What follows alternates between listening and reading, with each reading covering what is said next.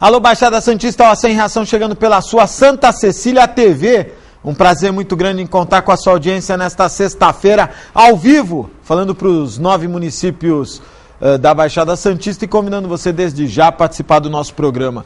3224-7017, 3224-2944. Nesta sexta-feira, o presidente do Sintracomos, Geraldino, gentilmente atendendo ao nosso pedido, Geraldino aqui no programa, a presença do presidente da Atmas e agora reeleito pela ANAP, e o Antônio Carlos Domingues da Costa. Ele ia vir na segunda-feira, mas ele tá, eu entendo, né?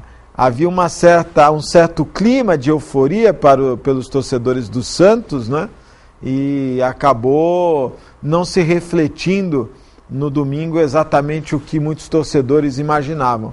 E não podia ser diferente, houve uma ressaca geral na segunda-feira. O programa de hoje está apenas começando e você é meu convidado.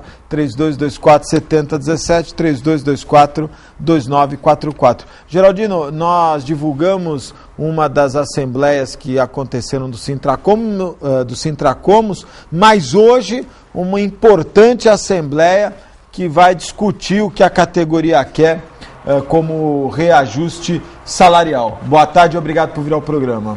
Obrigado, Augusto. Boa tarde a você, ouvinte. Antônio Carlos, meu parceiro.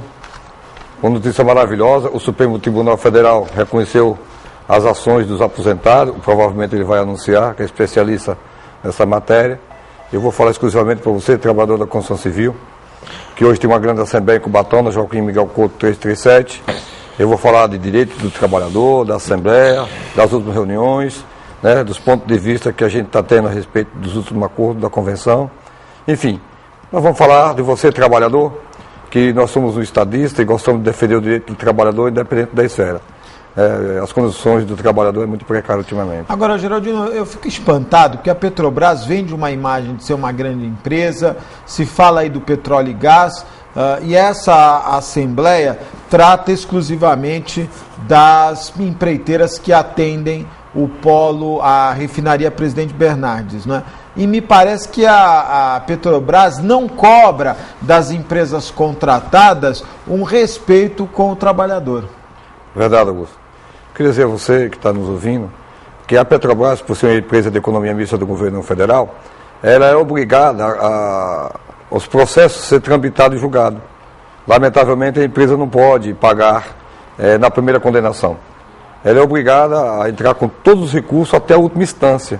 E na maioria das vezes são processos que se arrastam 8, 10 anos, né?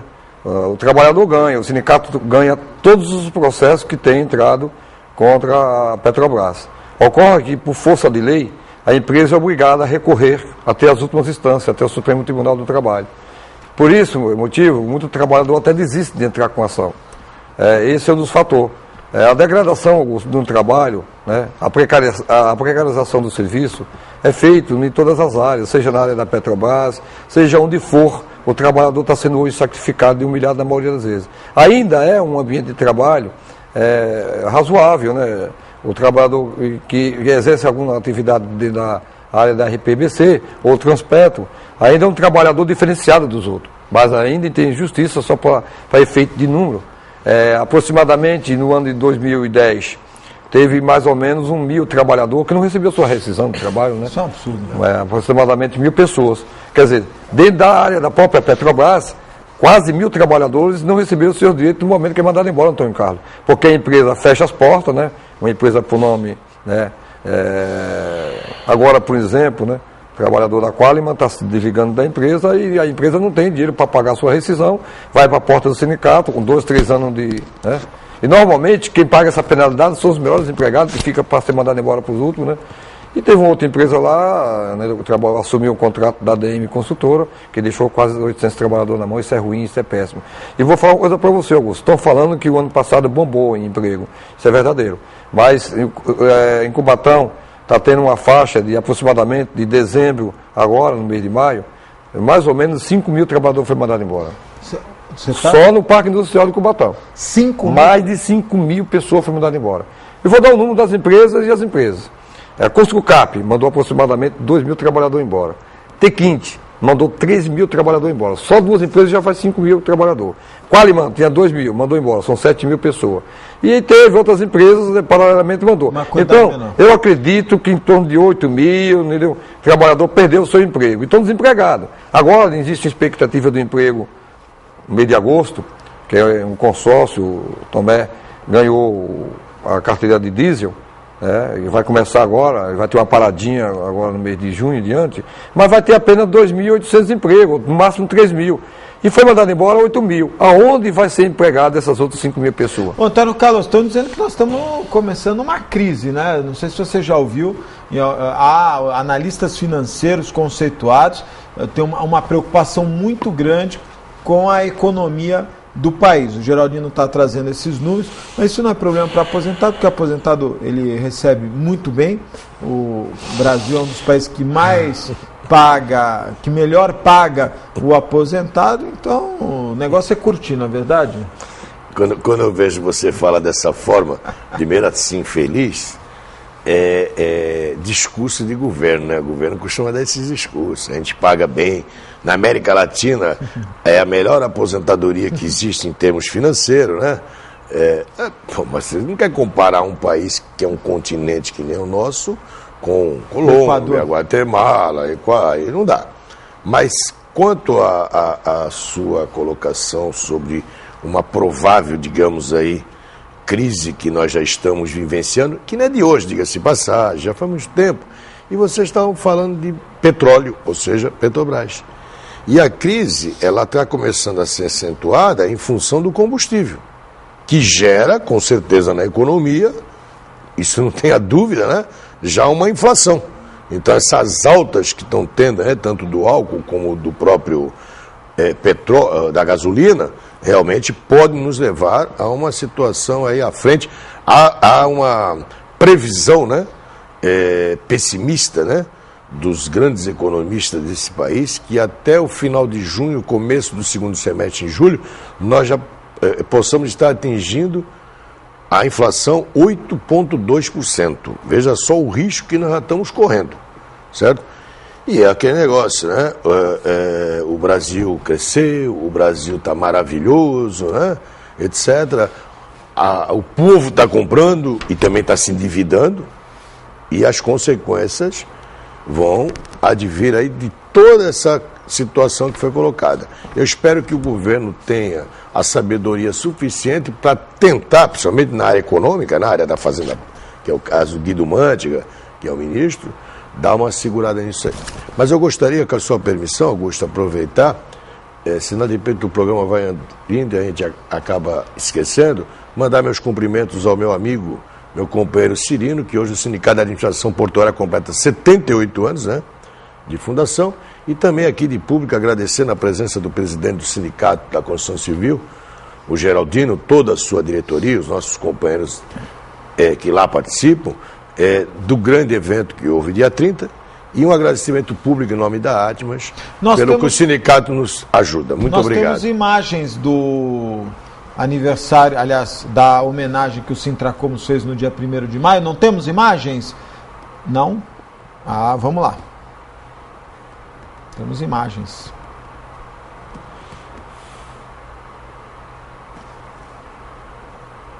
Olha, Ilha Pochá, fiquei surpreso, viu, Geraldino? A Ilha Pochá, muito bonito. Essa homenagem no dia 1º de... Primeiro uma homenagem ao dia 1º de maio, Dia do Trabalhador, e também a inauguração da subsede de São Vicente, sede própria, né, Geraldino? Uma coisa fantástica, Augusto. Eu devia para os trabalhadores, eu devia para o nosso associado. Eu devia sim, porque eu tinha feito essa promessa, e o homem, quando assume um compromisso público, ele tem que honrar aquilo que ele promete. E os trabalhadores da Codesave em São Vicente, eles sempre nos cobravam, né? São margaridas, são trabalhadores de rua que varrição, entendeu? Pessoas humildes, que colaboram tão magnificamente. Antônio Carlos honrou com a sua família, os frequentadores do ato, que também são nossos amigos, e Dr. Flávio, nosso advogado, que nos prestigiou com a sua presença. Eu fico muito grato, Antônio Carlos, Augusto também, que esteve presente. E nós devíamos para isso. E eu vi que um pessoal bonito, um pessoal maravilhoso, que você acompanhou essa festa, que muito nos orgulhou. Hoje essa festa foi um comentário tremendo na cidade, E a gente espera e pede a Deus que a gente possa repetir essa festa magnífica o ano que vem.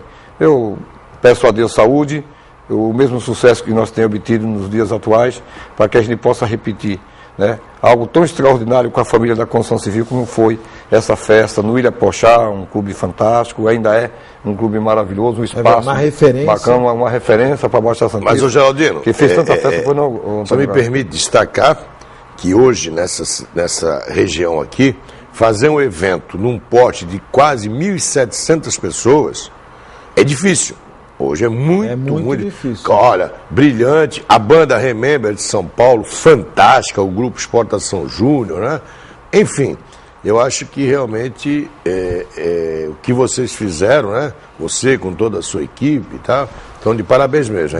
A gente convive o dia a dia dessa atividade social, é difícil a organização. Coisa perfeita, sem... Augusto, sucesso, a unificação da diretoria do sindicato, tem trabalhado coesa, os funcionários, tá?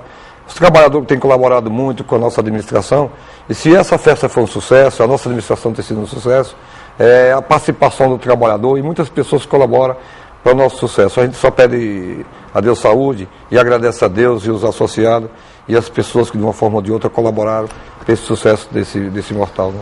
Antônio Carlos, a ANAP, você foi reeleito presidente da ANAP ontem? Sim, a ANAP, é bom a gente esclarecer, é uma entidade nacional, né? Nós temos cerca de 7 estados que congregam, né, com seus representantes através de associação de aposentados à diretoria. É uma entidade que foi fundada em 2002 em Volta Redonda, certo? Que veio para rivalizar, entenda, não estou falando radicalizar, estou falando rivalizar em função da criação de sindicatos nacional de aposentados, da Força, da CUT, etc., para a gente ter um espaço também, certo? E hoje nós temos o nosso espaço. Ela é uma entidade toda dentro da forma da lei, tranquila, fazemos o nosso trabalho sem muito alarde, temos uma convicção que é necessário a gente ter a união, apesar das divergências que possam existir, certo? No âmbito nacional, através da nossa confederação, do Sindicato Nacional de Aposentados, as federações, para buscar, pelo menos, aquilo que a gente sempre coloca, né? Eu estou no seu programa há 11 anos.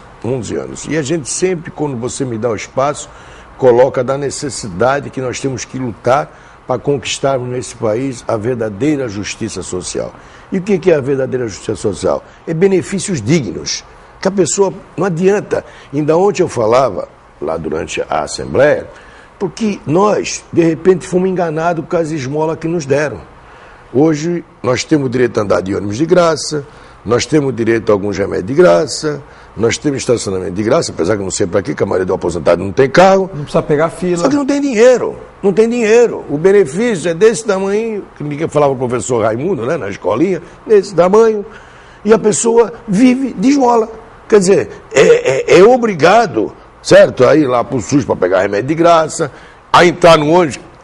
Eu acho que a coisa melhor que existe é você ter a sua liberdade no direito de ir e vir, para poder, onde que você quiser, tendo dinheiro para pagar. E parece que quando entra no ônibus, já fico olhando, já vê aquele velhinho ali, vai pegar o lugar, você sabe. Posso te interromper? Enganaram Esses dias pessoas. Eu estava parado no trânsito e um ônibus, o velhinho mostrou assim a carteira e o cara já tinha pego as pessoas, mas dava para pegar, não abriu. Então, Carlos, você... Então, acho que, sabe, Jornal, só para completar, tem que mudar. Nós temos que restabelecer a dignidade aposentada com dinheiro. Deixa eu te fazer uma pergunta. Você acredita, e pelo que você